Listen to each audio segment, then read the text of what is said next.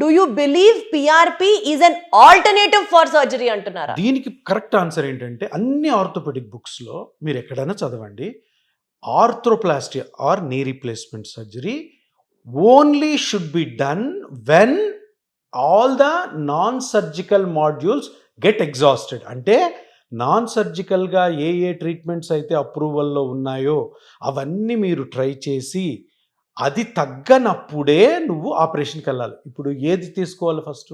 100% ఇది చేయండి. మేమేమంటాం, అందరూ చేయండి, ఆర్థోపెడిషియన్స్ కూడా చేయండి. ఇది ఎవరి కోసం? ప్రజల కోసం. ఎవరైతే నొప్పితున్నారో పిఆర్పి కరెక్ట్ పద్ధతిలో చేయండి.